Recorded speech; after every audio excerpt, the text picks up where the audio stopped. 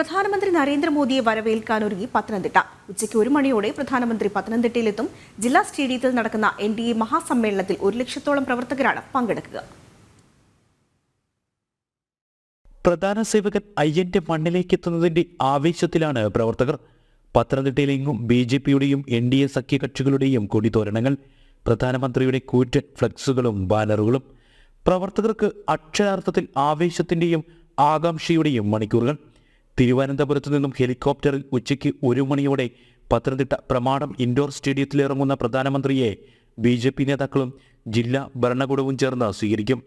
1:15 അദ്ദേഹം സമ്മേളനം നടക്കുന്ന ജില്ലാ സ്റ്റേഡിയത്തിലെ വേദിയിലേക്കെത്തും. മോദിയുടെ ഗ്യാരണ്ടി ഉറപ്പ് നൽകി പ്രധാനമന്ത്രി കേരളത്തിലേക്കെത്തുമ്പോൾ NDAയുടെ തെരഞ്ഞെടുപ്പ് പ്രചാരണങ്ങൾ മറ്റൊരു തലത്തിലേക്ക് മാറുകയാണ്. പ്രധാനമന്ത്രിയുടെ വരവോടെ മണ്ഡലത്തിലെ NDA സ്ഥാനാർത്ഥി അനിൽ ആന്റണി പ്രചാരണത്തിൽ മണ്ഡലത്തിലെ മറ്റു സ്ഥാനാർത്ഥികളെക്കാൾ ഏറെ മുന്നിലെത്തും. മാവേലിക്കരയിലെ NDA സ്ഥാനാർത്ഥി ബൈജു കലാശാലയും വേദിയിലുണ്ടാകും. പത്തനംതിട്ട, മാവേലിക്കര മണ്ഡലങ്ങളിൽ നിന്നുള്ള 1 ലക്ഷത്തോളം പ്രവർത്തകർ പരിപാടിയിൽ പങ്കെടുക്കാനെത്തും.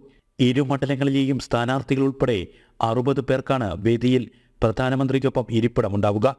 പകൽ സമയത്തെ ഉയർന്ന താപനില കണക്കിലെടുത്ത് ഫാനടക്കമുള്ള വിപുലമായ സജ്ജീകരണങ്ങളോടുകൂടിയ കൂറ്റൻ പന്തലാണ് പരിപാടിക്കായി ക്രമീകരിച്ചിരിക്കുന്നത്.